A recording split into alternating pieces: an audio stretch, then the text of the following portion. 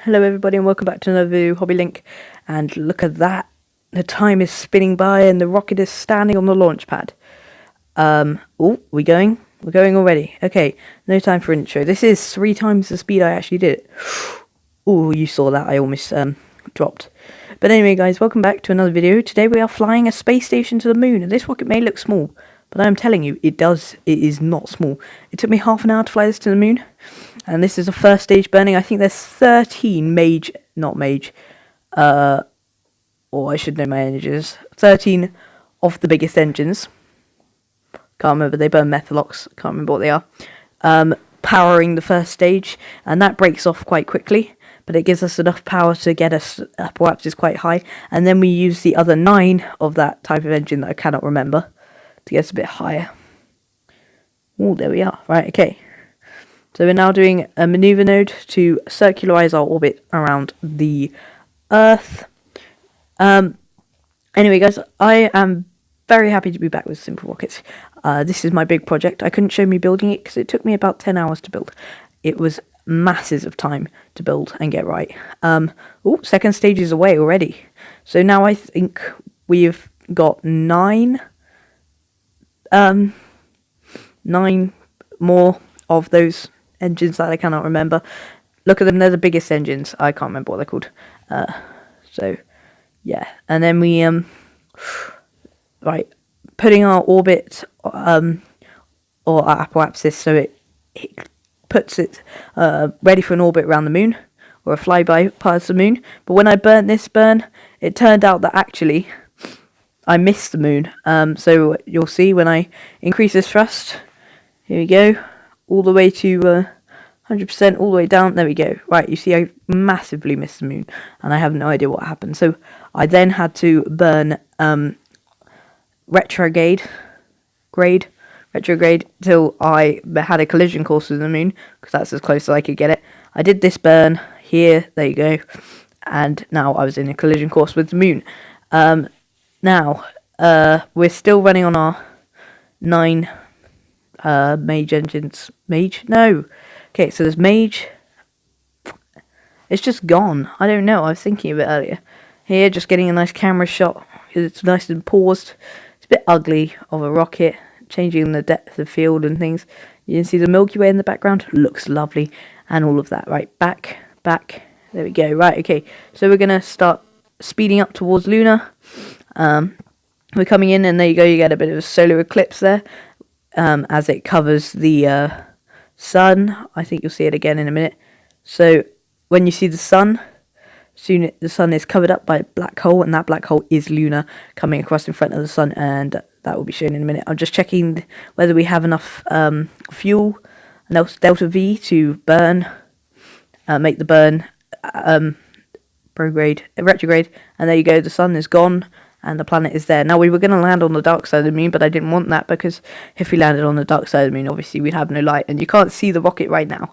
So the problem was I had to do something about that. So what I did was I made a maneuver node that took us around to just leave the moon's circular gravitational strength kind of thing. So we do a fly past and back into the Earth's orbit. But as you can see, I quickly added another maneuver node, which will make me collide with the moon again on the other side.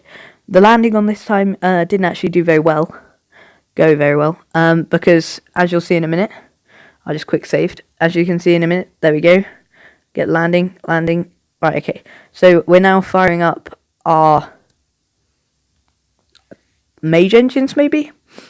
Small engines, and there you go. They're just burning retrograde to make our landing, make us have a landing with no lateral velocity whatsoever. At this point, I forgot that it does need to be locked retrograde again, because it locked it to a current heading, and you can see the space station there placed on top of the last booster, because the fairing was away. Now we're coming into land. Steady, and there you go. You get a lovely slowdown using the main body of the craft. Now I was planning to land with the actual space station itself, but it turned out I have enough fuel. As you go, I got about a quarter of a tank to land the whole body of the aircraft on the moon, and then I'll destroy it later. So there you go, full power. I kind of overdid that one, went a bit higher than I should have, but we managed to get down safely, I think. Here we go. Right, there we go. Put the fuel up, and oh dear, that was a bit rubbish. Right, there we go, there we go, there we go. Oof. Okay, so this isn't as good as I thought it would be. Right, then at this point, you can see the space station upside down. I put a gyro in the space station, so I fired up each of those individual engines. I can't remember what engines they are either, and I just made it roll its way. Those engines will go. It does look ugly at the moment. And then I noticed how much fuel I actually had and how stable the craft was. I didn't know it would be this stable. So I then fired up the boosters and moved it a bit further away to a landing spot where I liked it. So like nearer with the mountain thing behind us, and did a gentle landing. Those legs are custom built. I will show you around the craft in a minute. Fired off the boosters. You could see one there, like fireworks. And I did that by full throttling, and then ejecting. Lights on and radar turned on. There you go, you can see the radar spinning. It goes a bit fast because this is 3 times sped up. It's not going that fast in real life. So if we then have a look, I destroyed the booster to get a nice thing. I looked at our lovely thing, destroyed some other extra craft because it was lagging a bit. You won't be able to see that. So you got these, and there you go, that is my craft. This is the space station that was carried up in the rocket. Now, I could have assembled this in space, but that's way too complicated for somebody like me. So I just built it as one and took it up in a rocket. Now, the rocket needed to be massive to carry all this in it. And it took me ages to build something and test it to the point where it could be used. An image there may be used as my thumbnail. I took multiple thumbnail images, in fact. Changing with the depth, focal size and things, depth field. I changed it into a square, which was a mistake because this was my favourite shot. But you can see the spotlights there. They were in a recent update. They hanging off the side and looking down. They look so cool. And now I'm just going to show you. Then the arm on the left of the craft is actually a camera arm. So you can, there you go, you can see it extend. And if you bend the thing, there we go, it's a bit moving, and there you go. And then if you go into the view of the camera, I think I do that. There we go, camera. You can see the ground, you can study the floor, and it's a nice view, really. And then I take another photo. This will probably be my thumbnail because it actually looks alright. I'm not sure I like the lighting on the thing. And then that's it. So you can see all the activation groups. Activation group 7 is actually the activation group 7 is the gyroscope. Activation group 1 was the radar, and the roof is made out of fairings, but I will now quickly show you how I made it. Okay, so here we are in the actual game again. Now you can see quite how laggy it is now. There you go, this is a space station. The legs are custom built. I'll just quickly show you around it. Windows are put on the side using the movement tool. The legs are actually built out of support struts, pistons, or no, suspension, and little posts there. It didn't need it to it turned out. The station looks alright. It's got lots of lights on it, which are a new addition to the game. There we go, the radar, that's the speed it's actually spinning out if we stop moving the camera.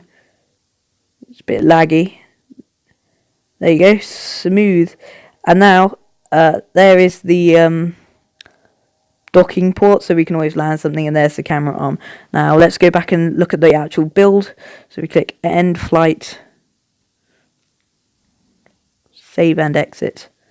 There we go, and we get a SimpleRockets arm, which is fascinating as much as I've seen it before. And we're now going to have to look at the actual build of the rocket, and I'm going to find out, if it's the last thing I do, what those engines are called. So this is the actual rocket. If we go into the the designer, we'll see how much it does. I've actually done pretty well today. I think I've actually spoken really fast to get it all in, and I don't think I've left many gaps. I worked out my main problem with speaking is that I leave massive pauses. So when I'm building stuff, I just stop talking and just, it's so boring and I hate it. So I've decided I'll keep talking as fast as I can. It does make me get a bit out of breath, and you might hear me sniffing and stuff. But here we go. This is a rocket, right? Quickly, engines first. Okay, so Titan engines. There we go. Okay. What's that? Apex. Didn't use any of them. We may have used the Mage and the Pixie. We didn't use the Dragon. Right, okay. So, the build of this rocket. We've got 13. If we go on to stages. We've got 13 of those, the thingy engines. Titan engines. On the bottom. 13 is a lot, but it's enough power to just about pull the rocket off the ground. Then we interstage, which is there, higher up, so it doesn't have much fuel, but it's got a lot of stability because of the fins. Then we've got 7 Titan engines on the second stage. And then we've got an interstage, and then on the 5th stage, we have 7 Titan engines again, so there's massive amounts of engines. Then we've got the 6th stage, and then we've got 7 Dragon engines. Okay, so we did use dragons, and then nuclear thermal engines, and they landed us. And then we have fairing, which is what exploded to reveal the base, which is in the top. And then we have side interstage, which attaches the actual base to the rocket. So there you go, there's the base with its big tanks on in the top. And then we had, close those two, we had number 10, which is the 6 Pixie engines on the rocket, which is more enough to lift the base. And you can see the extra fuel on the side, but that's actually not extra fuel, it's actually a gyroscope. So there's 6 gyroscopes on this thing, making it incredibly stable. And then 11 is interstages. That's to break off the rocket into stages so they fly away, and that's how to get rid of them, and then they'll blow up when they hit the ground. And finally, activation 12, the top of the thing and the radar dish are both made out of fairing pieces, so don't activate stage 12, otherwise you might have to relaunch the whole rocket. But there you go, it is a beauty, it is massive. Look at the engines, it's like, that is the huge amount of power. If we go into performance, there we go. It's got a total of 10.4 kilometers of delta V, so huge amounts of delta V. 6.7 minutes of burn time, so that's not very many. It's got 40 engines with 65,359 kilonewtons of thrust. So huge amounts of like engines and power. If we go down to craft details, here we go. It's 264 parts, 17.2 meters wide, is 116 meters tall.